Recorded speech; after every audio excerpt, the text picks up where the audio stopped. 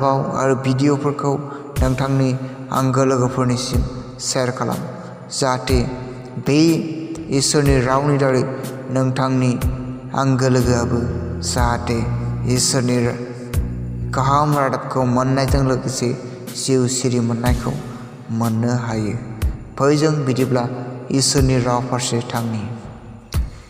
इसोरा नोंखौ गावनि गाहाम हाबा मावनो थाखाय सायख'दों।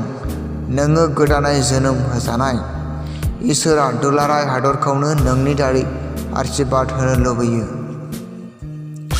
बिनि आखायाव नों बाहायजानो गावखौ एंगारनानै हो, अब्ला नोङो ख्रीष्टनियाव देरहासार आरो गोजों इयुन मोनगोन। नोङो ख्रीष्टखौ गावनि निजा बासायगिरि हिसाबै नाजावनो हायाखैब्ला नोङो ख्रीष्टान जिउ खांनो दानाजा। गावनि हानाय आरो बोलोनि सायावल' सोनारनानै नोङो ख्रीष्टान जिउ खुंनो दानाजा। गाहाम हाबा मावनायनि गेजेरजोंल' ख्रीष्टान जिउ खांनो दानाजा। बेनिखायनो लिरनाय हांखोफोरखौ नाय आरो बेफोरखौ फालिनो नाजा।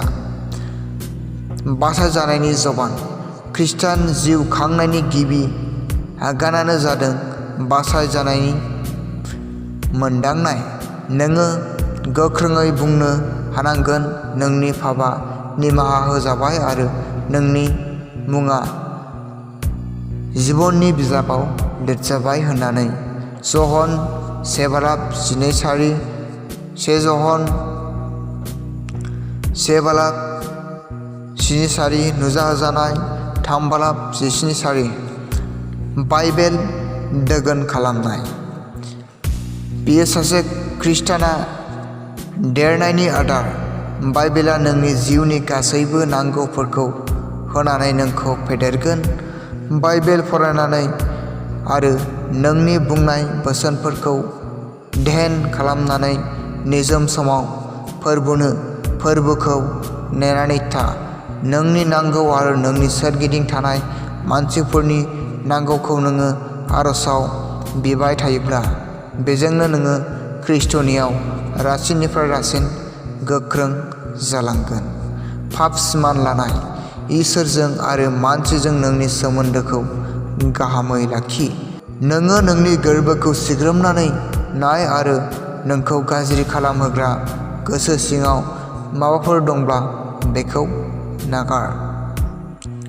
इसोरा नोंनि पाप सिमान लानायखौ नाजावगोन आरो नोंखौ बोर होगोन। इसोरनियाव सोनारनानै थानाय। फोथायजाथाव सासेल' सुबुङा जादों इसोर। बियो माब्लाबाबो नोंखौ अमासि खालामनाय नङा। सैसोनाय। नोंनि लामायाव गोब्राब सम आरो बोथोरफोर फैनो हागौ, अब्लाबो सैसोनानै था। नोंनि इसोरा जिउनि बै आनजादफोरखौ बारग'होनो बोलो होगोन। इसोरनि मानसिफोरजों लोगो ला। गुबुन फोथायग्राफोरनि दुगानाया नोंखौ फोथायनायाव देरनो थुलुंगा होगोन। बेनिखायनो आरजनि थाखाय ज'जा। थांनानै गुबुनफोरनो इसोरनि रावखौ खिन्था। बेयो जिसु ख्रीष्टनि मोनसे गेदेर हुकुम। बेनिखायनो जिसुनि फोरोंनायखौ खिन्थानाया अरायबो नागारबो गोनांथार। नोङो बेखौ मावनानै फोरबोखौ मान होयोब्ला फोरबोआबो नोंखौ मान होगोन। नोङो बे बोसोनफोरखौ मानियोब्ला नोङो सासे देरहासार ख्रीष्टान जिउ खांनो हागोन। लुबैनायनि आनजादखौ बोरै देरहानो? नोङो गावनि परिबेसखौ लानानै दुरबल जानो नाङा। बाइबेलाव जसेफनि जिबनखौ नाय। गावनि बेलायाव बियो गाव हारसिङैनो मावनो हानाय सुजुग दंमोन आरो बिहा गावनि लुबैनायखौ मावफुंनानै लानो खाबु दंमोन। नाथाय अब्लाबो बियो लुबैनायनि आनजादाव गाब्र'आखैमोन। बियो गिनानै आरो गोबां रां मोननाय हाबा मावनो मोनदोंमोन, नाथाय अब्लाबो बियो गावनि देरहाहोग्रा इसोरखौ गियोमोन। फुस्लायनायखौ नों माब्लाबाबो दानाजाव। नोङो गावखौ दागथाय। गाज्रिखौ जानाय नङा होननानै बुं आरो बेनिफ्राय खारग'। गावनि गोसोनि लुबैनायफोरखौ गुरुं दाखालाम। नोंनि देहानि लुबैनायखौ हमथा। गोसोनि आबेगखौ सामलाय। खिलिजेननायावनो होबथा।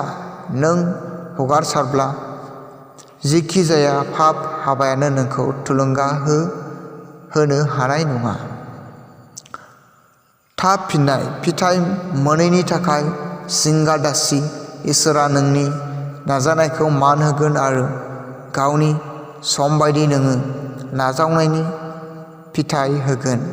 मोनसे बाथ्राखौ गोसोआव ला, पापनि मुजुरिया थैनाय।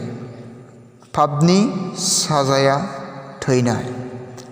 फै जोङो इसोरनि रावखौ खोनासंनानै नोंथांनि जिबनाव माबादि सोलायनाय फैगोन।